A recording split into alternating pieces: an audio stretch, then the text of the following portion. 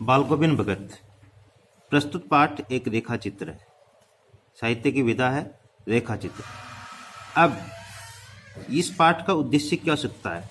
पहला काम है ग्राम्य संस्कृति से परिचित कराना।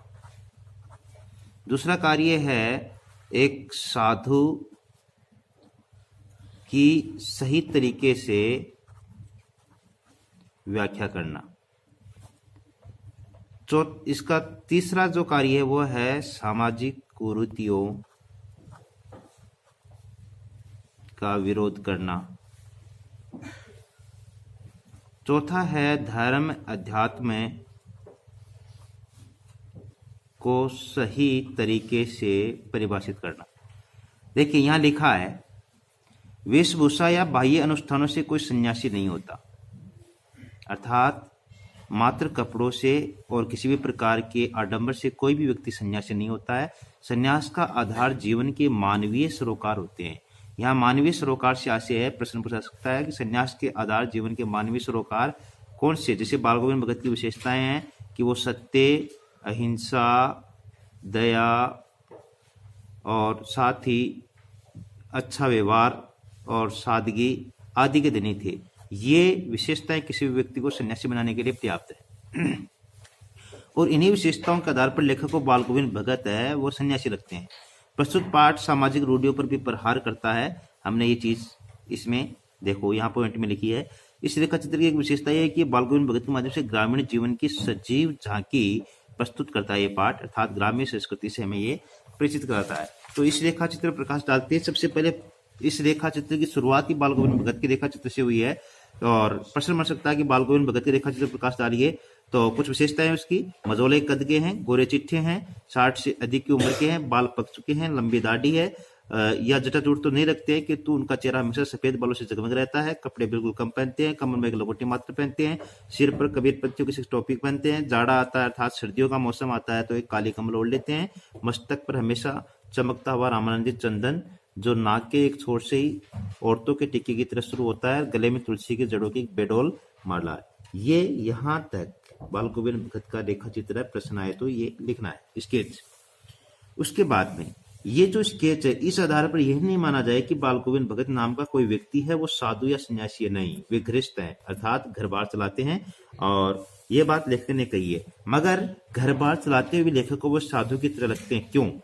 साधु की विशेषताएं क्या होती है उस आधार पर वे साधु हैं। साधु की विशेषता क्या होती है जो बाल गोविंद भगत में है? क्या कि वे कबीर को अपना साहब मानते हैं, उन्हें गीतों गाते हैं, उन्हें आदेशों पर चलते हैं। साधु की विशेषता नंबर 1 कभी झूठ नहीं बोलते हैं। 2 खराब व्यवहार रखते हैं।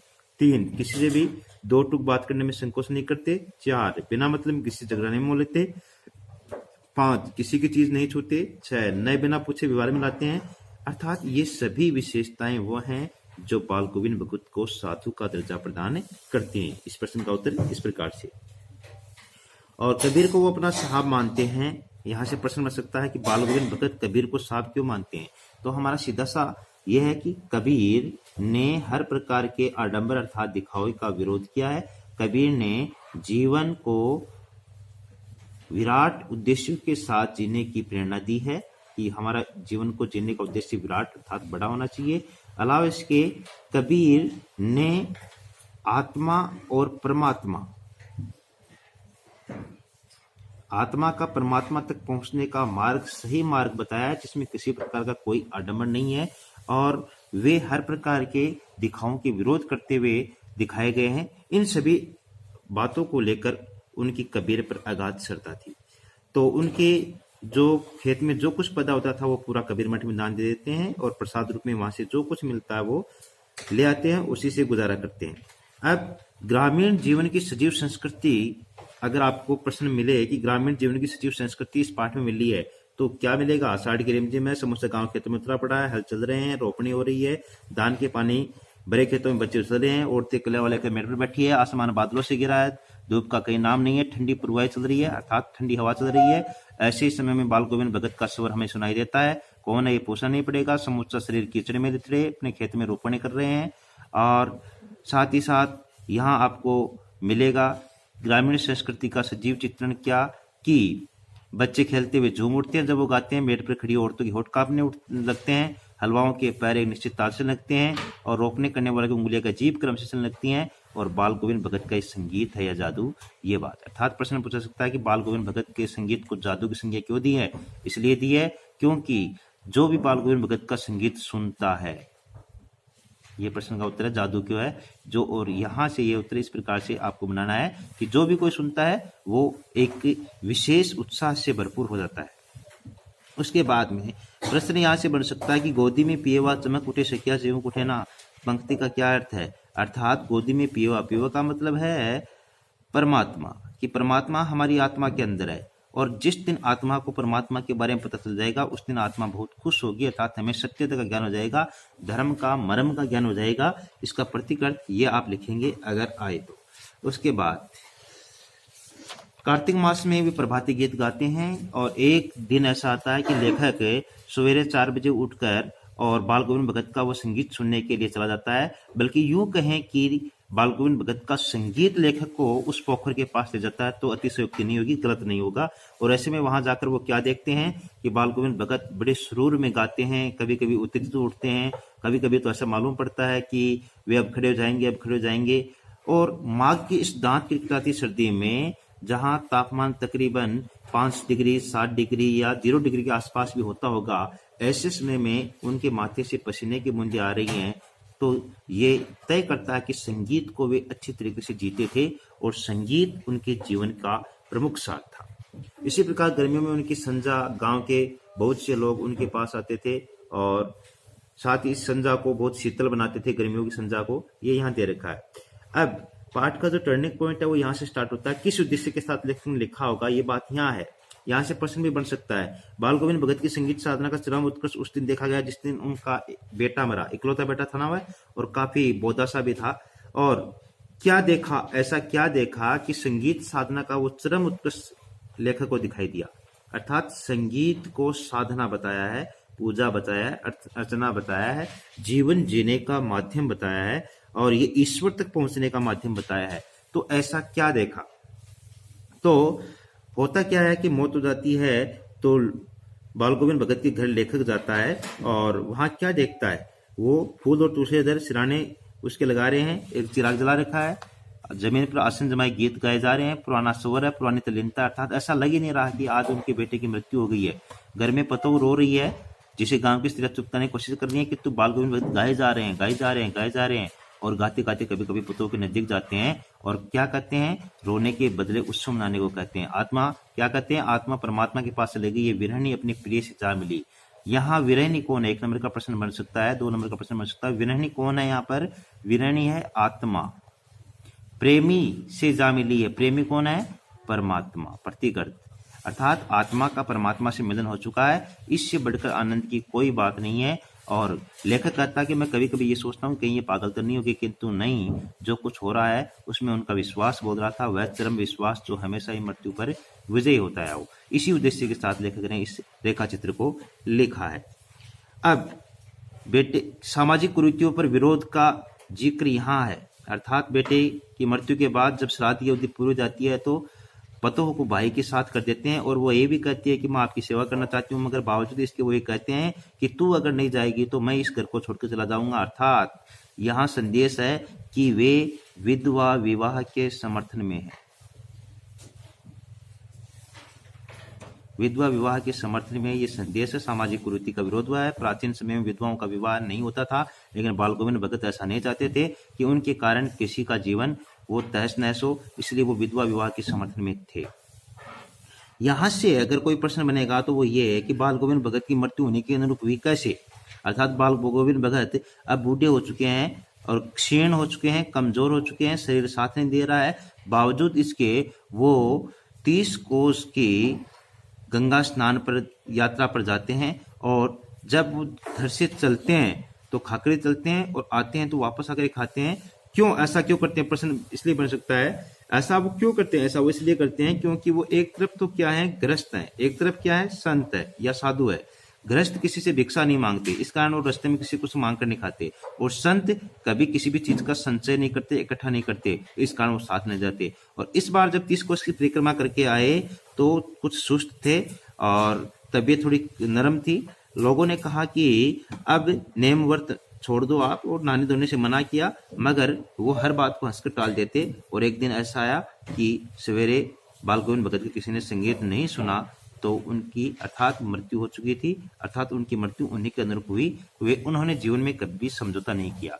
यह है बाल गोविंद भगत के बारे में संभावित प्रश्न जो मैंने बताए हैं, वो कहीं न कहीं इसी प्रकार से आपको उत्तर लिखने हैं और यही प्रश्न आने की संभावना है। अब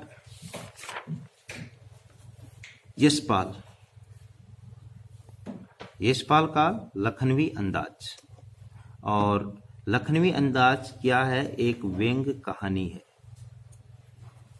या ये कह सकते हैं कि मात्र एक व्यंग है। यहाँ दिया है लखनवी अंदाज व्यंग ये साबित करने के लिए लिखा है कि बिना कथ्य की कहानी नहीं लिखी जा सकती, अर्थात कहानी लिखने के लिए कथा का होना जरूरी है थोड़ा बहुत, परंतु एक स्वतंत्र रचना के रूप में इस रचना को पढ़ा जा सकता है। यशपाल उस पतनशील सामंती वर्ग पर कटाक्ष करते हैं जो वास्तविकता से बेखबर बनावटी जीवन शैली जीने का आदी हो चुकी है।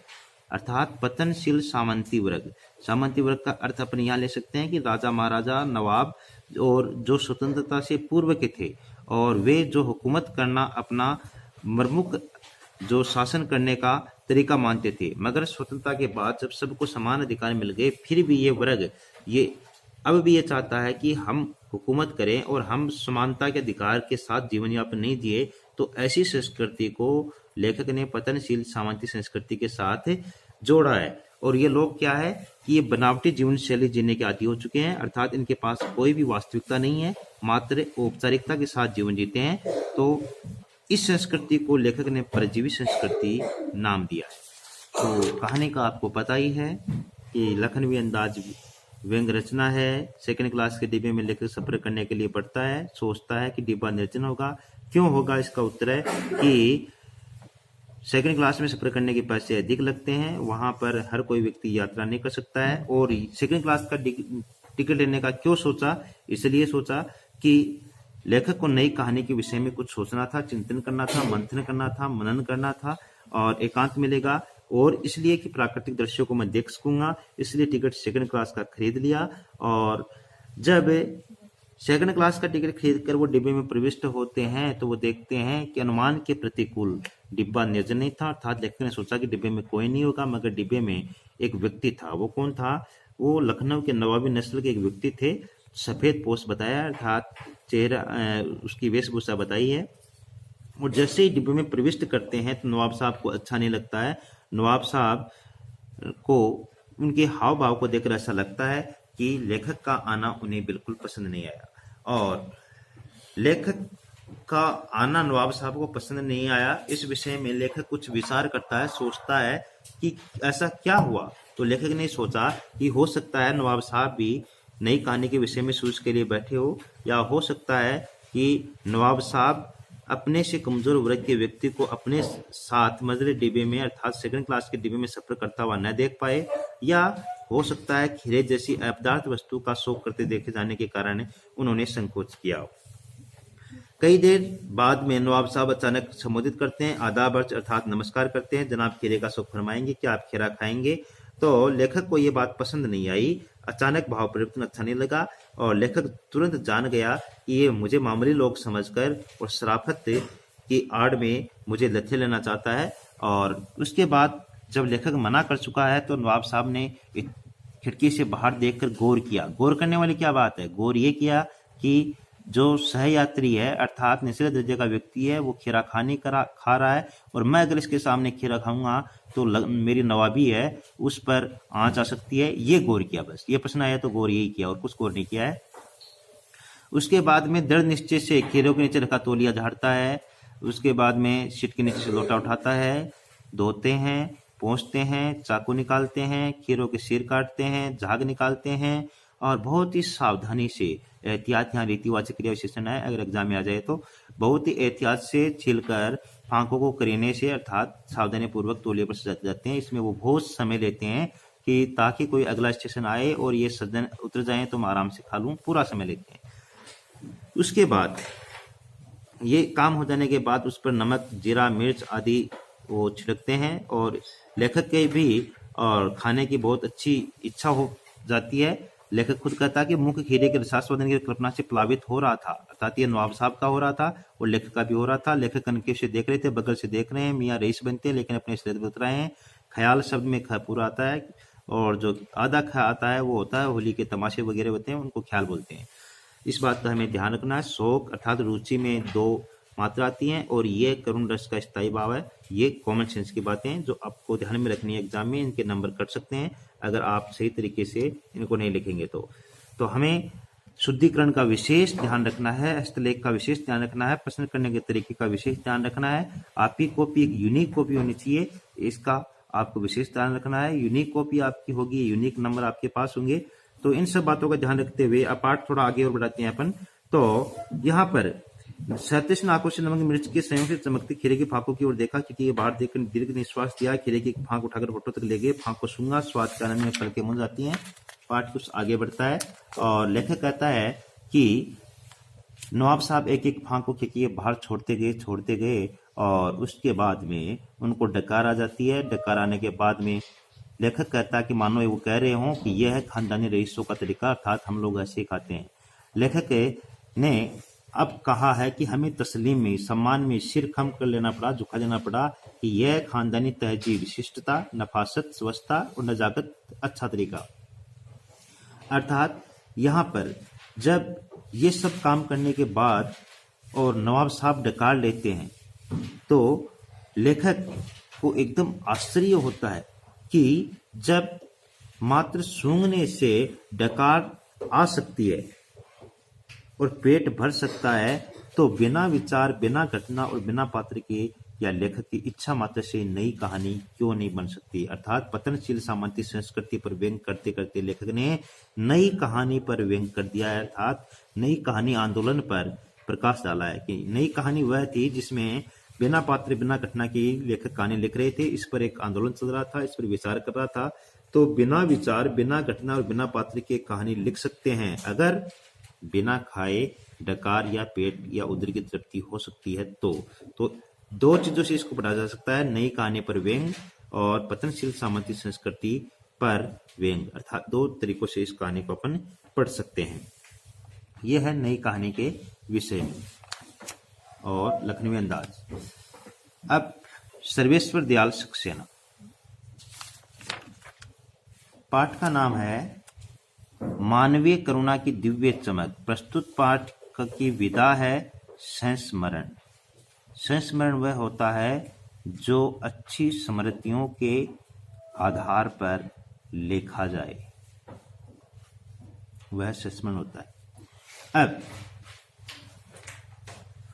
मानवीय करुणा की दिव्य चमक बताया है किसको? फादर कामिल बुल्के को। दिव्य का मतलब वह पवित्र चमक जो कभी भी उसकी चमक फीकी नहीं पड़ेगी और जो सदैव मानव रूपी दया, हमें मानव रूपी दया का रास्ता दिखाती आएगी। पाठ की शुरुआत अर्थात संस्मरण की शुरुआत करते हुए लेखक ने कहा है कि फादर को जहरबाद से नहीं मरना चाहिए था। जहरबाद एक रोग का नाम है, अर्थात गैंग्रीन इसको अपन बोल सकते हैं, फोड़ा इसको बोल सकते हैं।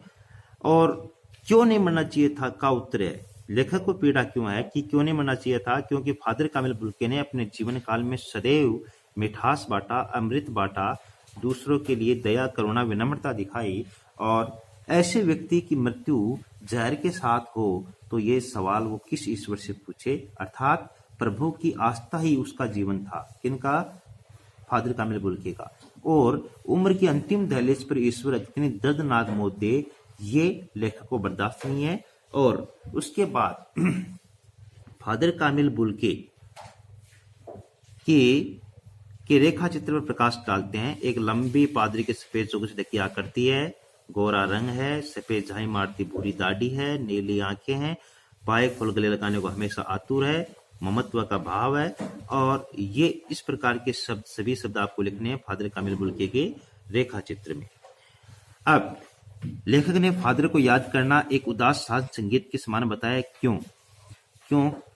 अब उत्तर स्टार्ट होगा। लेखक ने फादर को याद करने एक उदास साज संगीत के समान बताया क्योंकि जब जब फादर को लेखक याद करते हैं तब तब लेखक के सामने करुणा, विनम्रता, सादगी, मानवता आदि उमड़ आती है। और फादर में ये सभी विशेषताएं विद्यमान थी। और जो जो जो अच्छी अच्छी विशेषताएं लेखक को याद आती हैं तो लेखक धीरे धीरे उनमें डूब जाता है और उदास हो जाता है और एकदम गमगीन हो जाता है। इसलिए लेखक ने कहा कि फादर को याद करना एक उदास शांत संगीत सुनने के तरह था।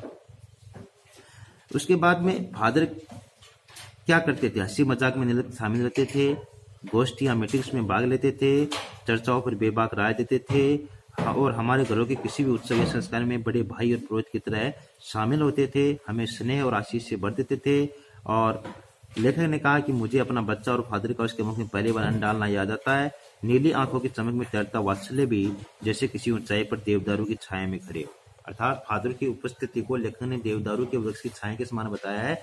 तो यहाँ से क्यों बताया है का प्रश्न बन सकता है, क्योंकि फादर के सानिध्य में सभी लेखक और लेखक के परिवार वाले रहते थे और वे सदैव सभी से वात्सल्य अर्थात बच्चों की तरह प्रेम करते थे और हम सभी उनके मार्गदर्शन में आगे बढ़ते थे। इसलिए देवदारू के वृक्ष की तरह उनके सानिध्य को बताया है। लेखक ने कहा कि कहाँ से शुरू करें फादर कामिल बुल्की के बारे में बताना, ये दुविधा का विषय है। चाहे इलाहाबाद हो, चाहे दिल्ली हो, साइकिल पर मैं उनको कभी कभी देखता हूँ। उनको कभी भी मैंने क्रोध में नहीं देखा है, थोड़ा बहुत आवेश या जोश में देखा है मैंने, और वात्सल्य के साथ मैंने देखा है। और उसके बाद लेखक और फादर कामिल बुल्की के बीच में कुछ बातें होती हैं और पाठ इस प्रकार आगे बढ़ता है और पूछता है कि क्या आपको आपके देश की याद आती है? तो बताते हैं कि मेरा देश भारत है। जन्मभूमि के बारे में पूछता है तो बताते हैं कि बहुत सुंदर है मेरी जन्मभूमि रेव्स चैपल। और घर में किसी की याद पर वो माँ की याद आना बताते हैं, अपने परिवार के बारे में बताते हैं, बहन है, पिता है, भाई है, उनके बारे में बताते हैं। कॉमन सेंस की बातें हैं, आपको पता है, ज़्यादा इन पर अपन ध्यान नहीं देंगे। प्रश्न क्या बन सकता है उस पर हम ज़्यादा फोकस करेंगे। और उसके बाद में आप भारत क्यों चले आए ये प्रश्न पूछते हैं तो वो कहते हैं कि प्रभु की इच्छा थी। और साथ ही साथ वे भारत ही क्यों आए, इस प्रकार का एक प्रश्न बन सकता है कि आपने भारत आने की शर्त क्यों रखी, क्योंकि वे भारतीय संस्कृति से सर्वाधिक प्रभावित थे। भारतीय महान आध्यात्मिक धार्मिक संस्कृति उन्हें सदैव आकर्षित करती थी और इसी कारण वे भारत आ गए। प्रश्न बन सकता है कि भारत आने के बाद उन्होंने क्या क्या किया। भारत आने के बाद उन्होंने जिसेट संघ में 2 साल पादरियों के बीच धर्माचार की पढ़ाई की, 9-10 वर्ष दार्जिलिंग में पढ़े, फिर कलकत्ता से अर्थात वर्तमान में कोलकाता नाम हो गया है, बीए किया। इलाहाबाद से उन्होंने एमए किया और उसके बाद में शोध प्रबंध प्रयाग विश्वविद्यालय के हिंदी विभाग में कार्य करते हुए 1950 में एक ग्रंथ लिखा, राम कथा उत्पत्ति और विकास। यस, राम कथा उत्पत्ति और विकास, ये उनका शोध ग्रंथ है। कैसे लिखा हुआ है ऐसे ही आपको एग्जाम में लिखना है। अगर आए तो परिमल में उसके कुछ अध्याय भी छापे गए।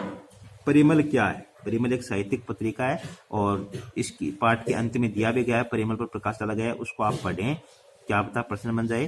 तो वहां से आप थोड़ा इसको पढ़ें। उसके बाद फादर ने क्या